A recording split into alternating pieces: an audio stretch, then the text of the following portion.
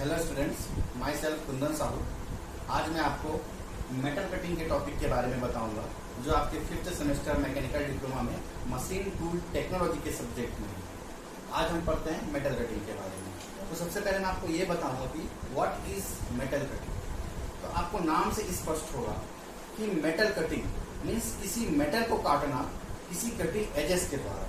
अब मेटल कैसे कटेगा किसी कटिंग तो जब हम उसको काटेंगे तो सबसे पहले वो उसके क्रिस्टल स्ट्रक्चर ब्रेक होंगे थ्रू फ्रिक्शन और उसका परमानेंटली प्लास्टिक डिफॉर्मेशन होगा। तो ये कहलाता है आपका मेटल कटिंग। अब इसके क्लासिफिकेशन है। क्लासिफिकेशन का पहला है सिंगल पॉइंट कटिंग टूल और सेकेंड है मल्टी पॉइंट कटिंग टूल। अब आपको यहाँ से भी नाम से स्पष्ट होगा single point cutting tool means ऐसे कटिंग टूल जिसमें सिर्फ एक ही कटिंग एजेस हो उसे हम कहते हैं सिंगल पॉइंट कटिंग टूल, जैसे lathe, shear, shaper, planer etcetera. Secondly multi point cutting tool. अब मल्टी पॉइंट कटिंग टूल में आपका मल्टीपल कटिंग एजेस होता है मीन्स बहुत सारे कटिंग एजेस होते हैं। उस बहुत सारे कटिंग एजेस के द्वारा आप किसी मेटल को कट करते हो।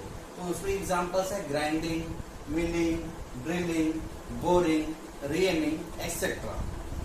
अब इसके टाइप्स आते हैं। टाइप्स दो टाइप्स के हैं मेटल कटिंग के। पहला है ऑर्थोगोनल कटिंग, सेकेंड है ऑब्लिक कटिंग। तो आज के हम इस टॉपिक में मेनली ऑर्थोगोनल कटिंग के बारे में पढ़ेंगे। तो ऑर्थोगोनल कटिंग में एक टूल होता है। अब वो टूल है सिंगल पॉइंट कटिंग टूल। ये सिंगल पॉइंट कटिंग टूल में बहुत सारे एंगल डिस्क्राइब होते हैं। तो इस पूरे एंगल को मैं बताना चाहूंगा कि कौन से कहाँ पे क्या एंगल होता है। तो आपको डायग्राम दिख रहा होगा दिस वन। तो ये आपका टूल है। ऊपर का पोर्शन आपका फेस है, नीचे का फ्लैंक है, सैंक है ये वाला पोर्शन। अब इस पे 2, 3, 4 टाइप्स के मानते चलो कि आपके एंगल यूज होते हैं। तो पहला है आपका रेक एंगल जिसे हम अल्फा से शो करते हैं।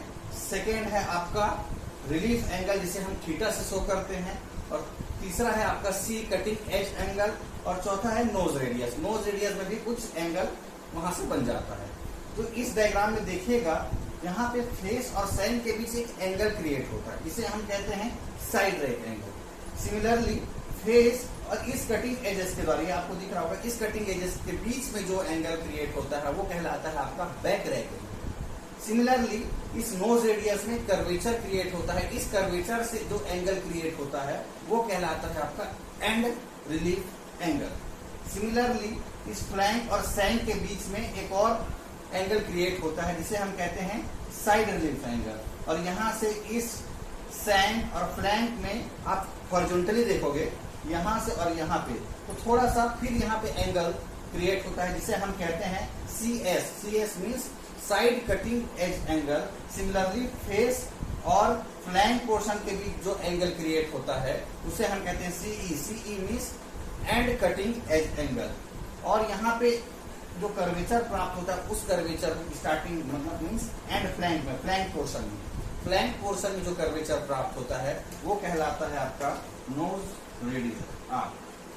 ठीक, तो ये पूरे सिंगल पॉइंट कटिंग टूल के कुछ एंगल्स हैं और इस एंगल को एक सीक्वेंस में जमाया जाता है। ध्यान रखना सीक्वेंस में। कभी भी जब आप टूल सिग्नेचर लिखते हो, टूल को एक सीक्वेंस में लिखना है तो कौन से एंगल को पहले लिखना है, कौन से एंगल को बाद में लिखना है, ये अमेरिकन स्टैंडर्ड एसोसिएशन के द्वारा बनाया गया है एक सीक्वेंस, प्रॉपर सीक्वेंस में। इसी सीक्वेंस में आपको लिखना पड़ेगा। अगर एंगल दे देता है क्वेश्चन में तो आपको इसी सीक्वेंस में लिखना पड़ेगा। तो मैं उस टूल सिग्नेचर के बारे में बता दे रहा हूँ।